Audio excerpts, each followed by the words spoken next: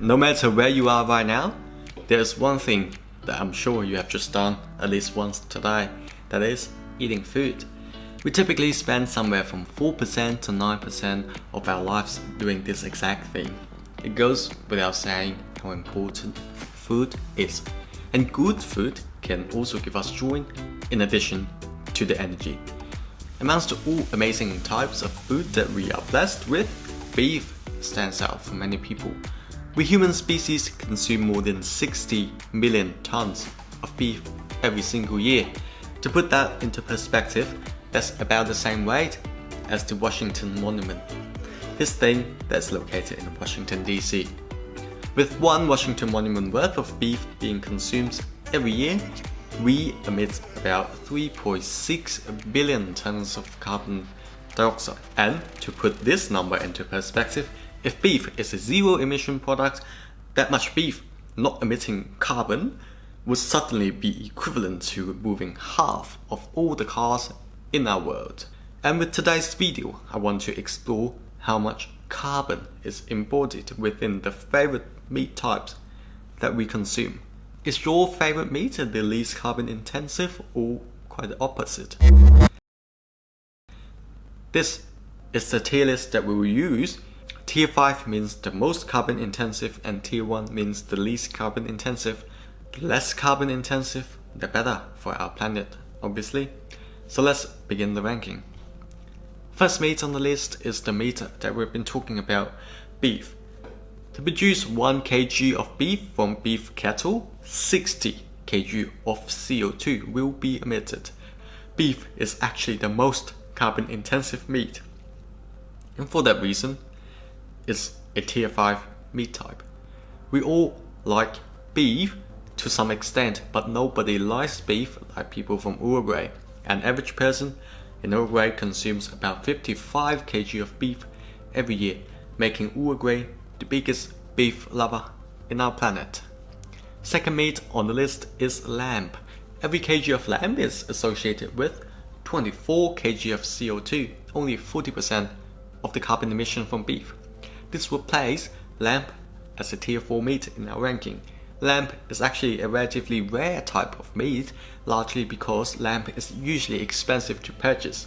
The main reason for its price is because lambs are very sensitive to confinement. In other words, lambs cannot stand being trapped in one place for a long time and need to run around on large fields inside a herd. Otherwise, lambs can easily get overstressed and die. This nature of lambs make them an uneasy species to keep in a farm if you have unlimited spaces, and thus the expensive price tag.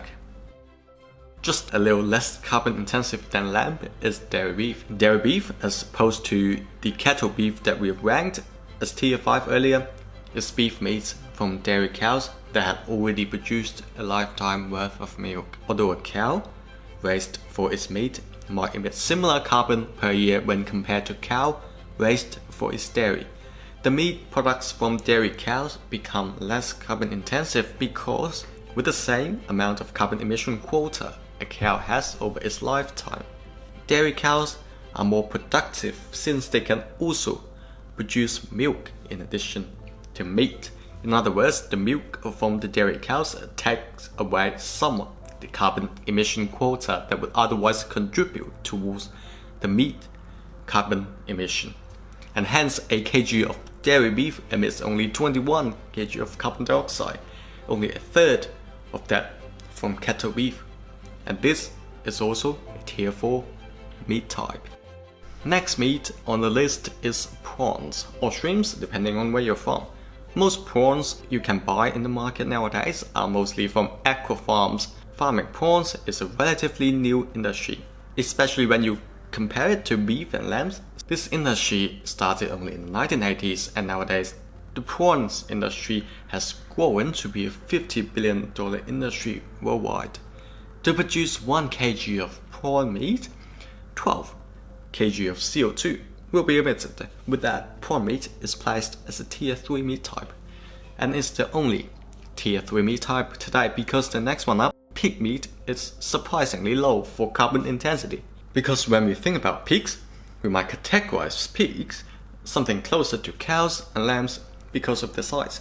However, pigs can be more efficiently farmed because, as opposed to lambs that are very sensitive to its environment, pigs can be easily maintained within a narrow space. Because pigs do not mind being crowded into small farms, pig farms are nowadays becoming more and more like meat factories. Negative pig-to-pig interaction and unethical pig-to-human interactions are the major controversies surrounding this industry.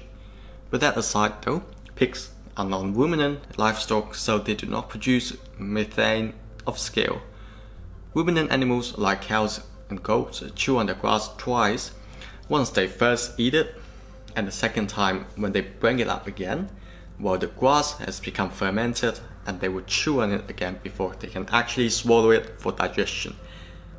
This ruminant process produces a lot of methane, and for every kg of methane is actually equivalent to 25 kg of CO2.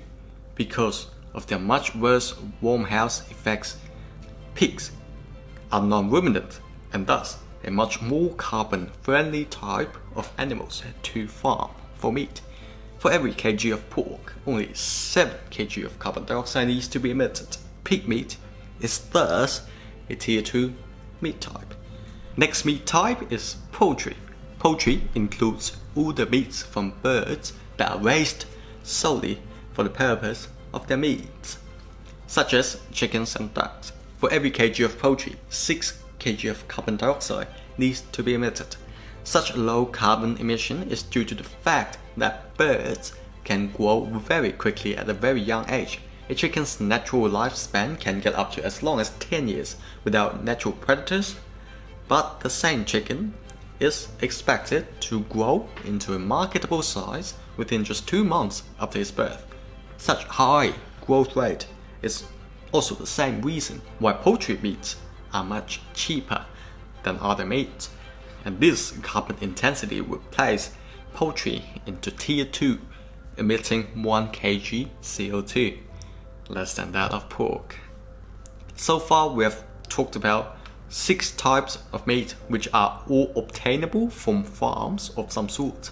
Our last meat type is a bit different because it's fish that is caught in the wild. Every kg of wild caught fish only results in 3 kg of CO2. Virtually all the carbon emission from wild catch comes from the fishing boat. For such a low emission, we rank wild catch as the tier 1 meat type. Wild catch is low in carbon emission, but there are still major concerns surrounding how wild catch is actually sourced. Every year, fishermen would travel thousands of miles into the ocean to catch fish. Every country that has access to the sea has a fishing industry of some sort, including small families as well as multinational corporations. The playground of this fishing industry is oftentimes in seas where no country is directly in charge. This means fishing is incredibly difficult to regulate, given how many players there are and how huge the ocean is.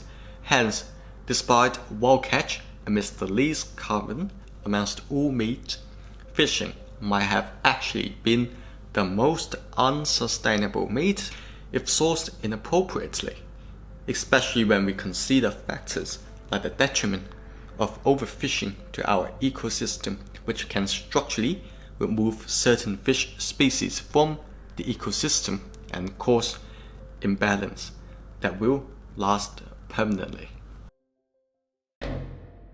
Food is the materialistic meaning to our lives and probably the last domain that can ever be digitized if we go down that route. Amongst all food types, meats are no doubt the most carbon intensive. It would be very cool if our meats can be sourced sustainably, and I hope this video helps with that process. If you find this video informative, please consider giving me a like.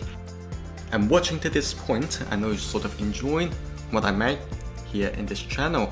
Join me in my sustainability journey, and for every sub, I will remove 1 kg of CO2 from the atmosphere. Subscribe and thank you for watching.